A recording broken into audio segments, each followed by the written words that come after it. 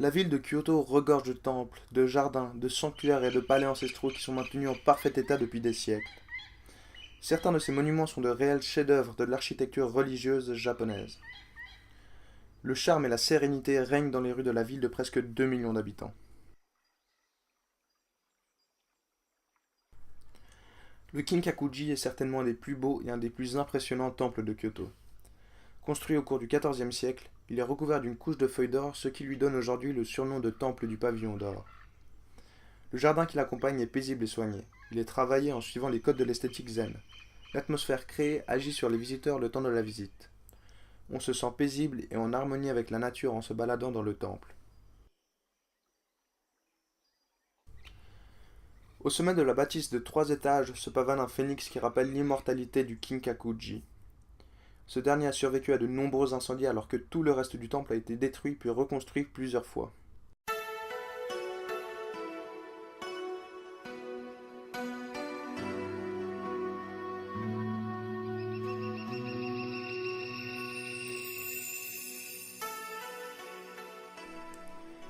Il existe différentes religions au Japon, et elles coexistent aujourd'hui sans créer trop de problèmes. Il y a cependant deux religions principales qui se distinguent des autres par leur nombre de croyants, le shintoïsme et le bouddhisme. Le shinto, littéralement la voie des divinités, est avant tout l'expression profonde de la culture ancestrale des Japonais. Les shintoïstes considèrent la divinité qui correspond au soleil comme la plus importante de toutes. Elle possède comme vertu de protéger des invasions. On pourrait donc voir le drapeau japonais comme un symbole shinto, car il représente le soleil qui illumine le pays et ses habitants.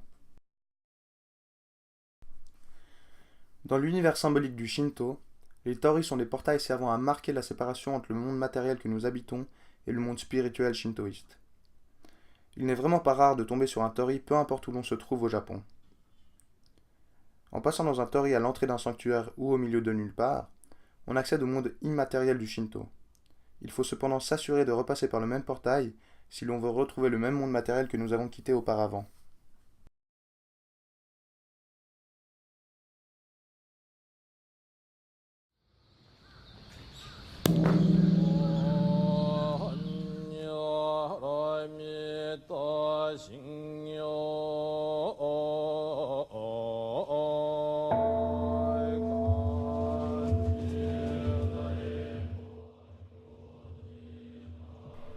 Le bouddhisme japonais a quant à lui été importé de Chine et de Corée à partir du 5e siècle. Il est par conséquent sous grande influence des bouddhismes chinois et coréens. Mais il s'inspire également du shintoïsme, en lui empruntant certains éléments symboliques propres à la culture japonaise. Les bouddhistes japonais se rassemblent dans des sectes dont les principales se comptent au nombre de 15 aujourd'hui. Certaines réunions de sectes importantes ont lieu dans les plus beaux temples du pays, comme dans le Kinkakuji par exemple.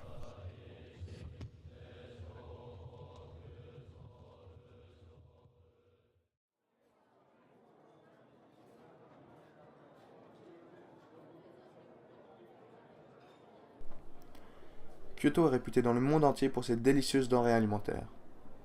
On y mange extrêmement bien et pour pas grand chose. Peu de villes de cette taille offrent une telle variété d'excellentes tables. Kyoto permet aux visiteurs de se frayer un chemin à travers toute la palette de la gastronomie japonaise, du raffinement extrême de la cuisine kaiseki, littéralement haute cuisine japonaise traditionnelle, aux plats plus populaires tels que les nouilles ramen ou les sushis. Pour se l'imaginer, une tablée typiquement japonaise présente des plats de sushi ou des bols de nouilles accompagnés de tempura de légumes et de fruits de mer. Le tout parsemé de bols de riz et de tasses de thé vert. Il est aussi assez fréquent pour les Japonais de boire de la bière ou du saké au moment du repas.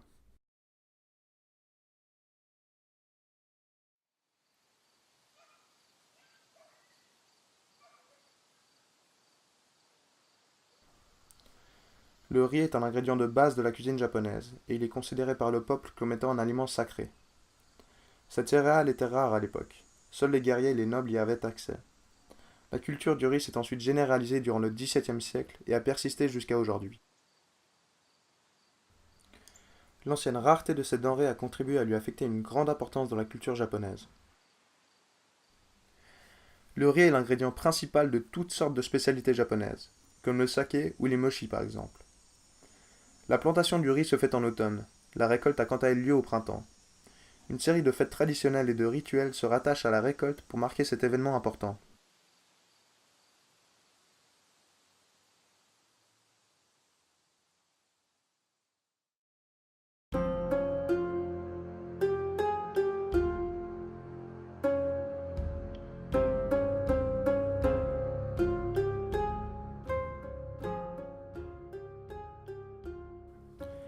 Nara, capitale du pays au cours du 8e siècle, est une ville d'environ 400 000 habitants qui est classée au patrimoine mondial de l'UNESCO grâce aux fameux temples ancestraux qu'elle abrite.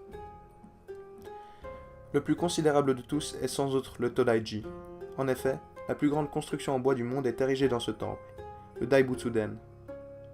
Ce bâtiment bouddhiste protège une immense statue en bronze de Bouddha, s'élevant à 16 mètres de haut. Elle porte ainsi l'étoffe de la plus grande statue du monde de ce personnage mythique.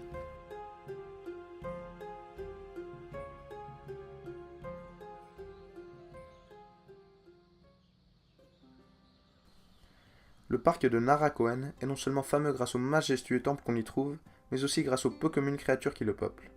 Des cerfs Sika. Assurément, plus d'un millier de ces cerfs racés vivent en toute liberté dans ce parc, et il n'est pas impossible d'en croiser au centre-ville. Ces animaux peu farouches se sont habitués à la présence de l'homme au fil du temps. On s'en approche donc très aisément si ce n'est pas eux qui viennent vous renifler à la recherche de quelconque nourriture. Ils sont considérés par les locaux comme étant des messagers des dieux. Beaucoup de légendes se rattachent à ces animaux sacrés par le peuple. On entend souvent que le dieu du tonnerre serait arrivé à Nara sur le dos d'un cerf blanc. Il aurait amené les premiers cerfs Sika de la ville afin qu'ils veillent sur celle-ci.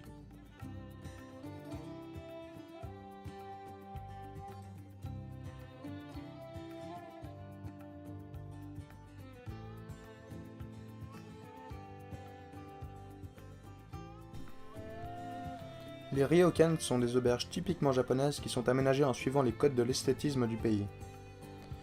Les chambres que proposent ces établissements sont pavées de tatami et les portes sont remplacées par des cloisons coulissantes en papier et en bois.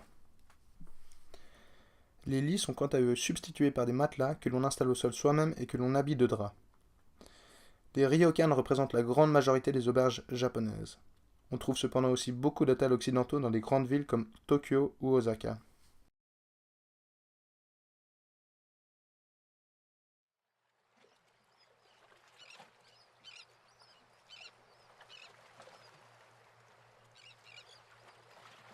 L'île d'Ishigaki est appréciée pour sa mer émeraude et pour ses plages de sable blanc. Elle est également connue pour ses ananas et pour les perles noires que l'on ne trouve que là-bas. Ishigaki est donc une destination de vacances essentielle pour beaucoup de Japonais, la terre principale se trouvant à 1000 km de l'île à vol d'oiseau. Les Japonais bénéficient en moyenne de 20 jours de vacances par an, alors que les étudiants ont quant à eux le droit à beaucoup moins de vacances que nous. Mais ces derniers jouissent de quelques dizaines de jours fériés tout au long de l'année.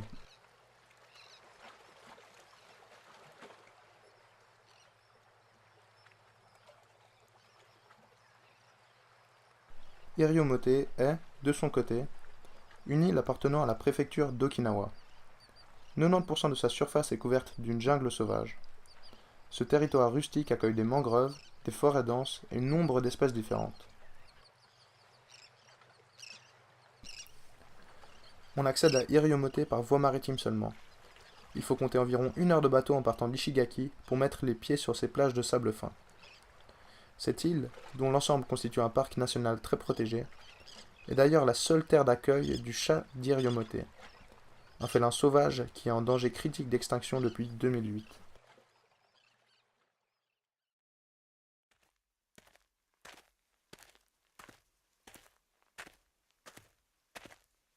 Les moyens de transport modernes sont nombreux au Japon.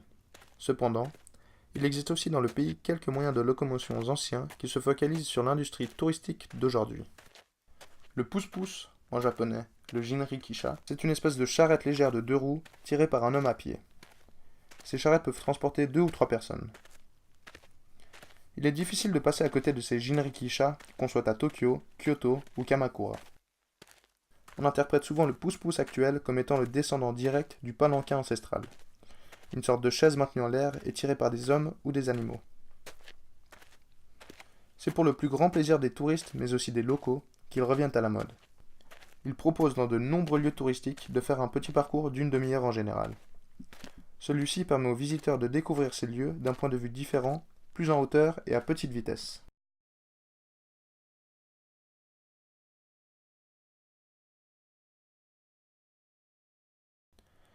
Un autre transport ancestral représente l'attraction touristique principale de Yubujima, une minuscule île de 2 km de circonférence située sur le côté est de l'île d'Iriomote.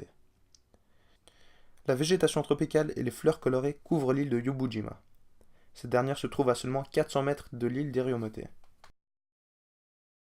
Pour affronter ces 400 mètres de distance, il suffit de monter à bord d'un char à buffle à travers les hauts fonds qui séparent Yubujima et Iriomote.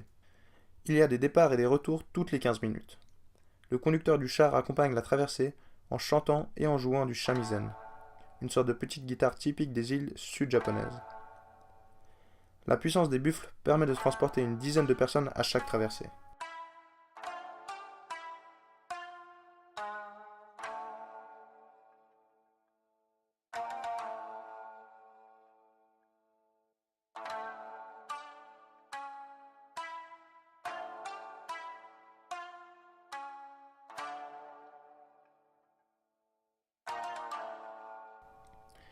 Vit sur cette île de Yubujima le gardien et le concierge du papyrama local. Un homme de 75 ans qui affirme n'avoir jamais quitté cette petite île pour plus d'une journée. Cela, même lorsque les violents typhons du siècle dernier lâchaient toute leur force sur l'archipel. Il s'est donc toujours occupé et a pris soin du papyrama de Yubujima. Celui-ci accueille des centaines d'espèces de plantes tropicales et quelques dizaines de sortes de papillons différents, dont les plus grands du Japon.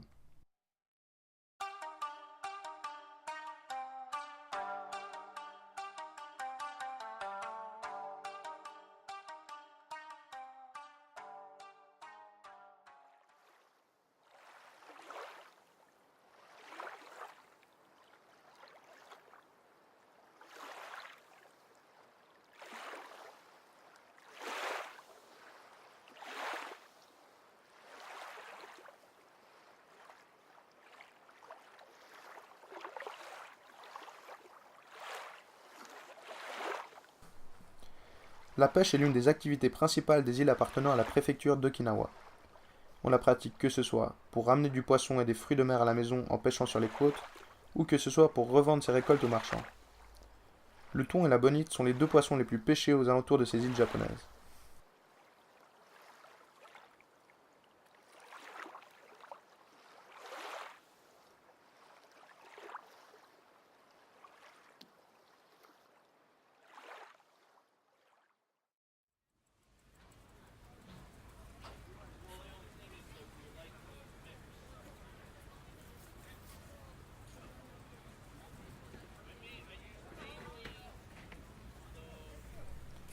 Nombreux sont les marchés aux poissons à Okinawa. Ils constituent des rassemblements de marchands, d'acheteurs et de touristes qui viennent profiter de cette rencontre. Il faut toutefois se lever tôt si l'on veut acheter ou tout simplement regarder les plus belles prises journalières. On trouve dans ces marchés beaucoup de poissons, qu'ils soient frais ou qu'ils aient été séchés, de coquillages frais, de crustacés, ou encore d'algues et de produits dérivés. On cuisine et on mange plus de 3000 espèces de la mer différentes au Japon. Étant donné que le pays exporte aussi ses pêches vers d'autres pays, l'industrie poissonnière japonaise est considérable.